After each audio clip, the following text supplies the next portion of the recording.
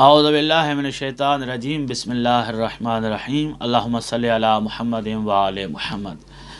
मोमिनीन, वो अशख़ास जिनको पेशाब के कतरात आते रहते हैं, यानी रुकते नहीं हैं, या रुकते हैं तो थोड़ी देर रुकते हैं। इसी तरह उनको हवा का मसला है, रीह का मसला है कि उनके साथ वज़ू को बरकरार रखना और इबादत को अंजाम देना उनके लिए मुश्किल हो जाता है। तो ऐसे अशख़ास के लिए क्या राय हाल है? वो लोग जिनको पेशाब के कतरात आते रहते हैं, इनकी मुख्तलिफ़ सूरतें हैं। या तो उनको इतना वक्फ़ा मिल जाता है, टाइम मिल जाता है कि जिसमें मसलन एक बंदे को यही कतरात पेशाब के आते हैं, लेकिन 10 मिनट का फ़ासला इसको मिल जाता है, टाइम इसको मिल जाता है, तो उसी 10 मिनट के अंदर ये फ़ौरन वज़ू करके नमाज़ पढ़े और अपनी इबादत को मुकम्मल करे। अगर कर सके तो बेहतर।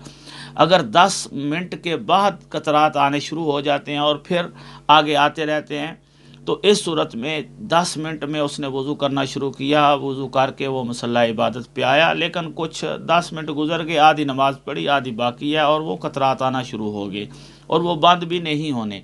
तो अब उन्हीं कतरात के साथ ये बंदा नमाज़ पढ़ना शुरू करे और बाकी आधी नमाज मुकम्मल कर ले। ये तो वो बंदा है जिसको 10 मिनट का टाइम मिल जाता है। एक ऐसा शख्स है जिसको 10 मिनट का टाइम भी नहीं मिलता, तो उसका क्या वजीफ़ा है?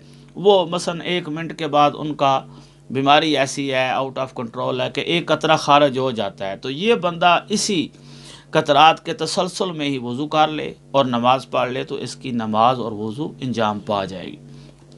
अभी अगर ऐसी सूरत हाल और सिचुएशन हो कि इंसान को 10 मिनट आखिर वक्त में मिलते हैं, नमाज का आखिरी वक्त है, तो उसमें इसको पता है कि 10 मिनट मुझे मिल जाएंगे, तो ये शख्स अभी नमाज पढ़ना चाहता है अव्वल वक्त में, लेकिन अभी इसके कतरात जारी हैं और आखिर वक्त तक इसके कतरात रुक जाएंगे और 10 मिनट इसको या नमाज पढ़ने का टाइम मिल जाएगा, वज़ू करके इबादत करने का टाइम मिल जाएगा। तो ये शख्स क्या अव्वल वक्त में ही पढ़े या आखिरी उन लम्हात का वक्त का इंतज़ार करे जब इसके कतरात मुनक़ता हो जाएंगे?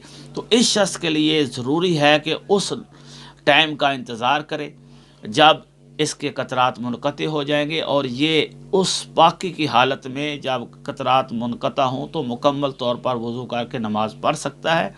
तो उस वक्त में इसके लिए ज़रूरी है कि उसी वक्त में नमाज़ पढ़े। अगर अव्वल वक्त में पढ़ना चाहता है और कतरात जारी हैं, तो इसको नमाज नहीं पढ़नी चाहिए और ना ही इसकी ये वजीफ़ा और नमाज अदा होगी। इसी तरह सूरत हाल है, एक शख्स है कि जिसके पास 10 मिनट या नमाज का इतना वक्त उसके कतरात मुनक़ता होते हैं, बाकी उसके जारी रहते हैं। जब वो मुनक़ता हुए, उसके पास टाइम था नमाज पढ़ने का, उसने नहीं पढ़ी, गफलत की, भूल गया या जानबूझकर नहीं पढ़ी। अगर जानबूझकर नहीं पढ़ी तो फिर वो गुनाहगार होगा, लेकिन उसके बाद जो टाइम है जिसमें उसके कतरात जारी रहते हैं और आगे उसको पता है मुनक़ते नहीं होंगे, रुकेंगे नहीं, तो फिर वो उसी कंडीशन और हालत में वज़ू करके नमाज अपनी जारी रख सकता है।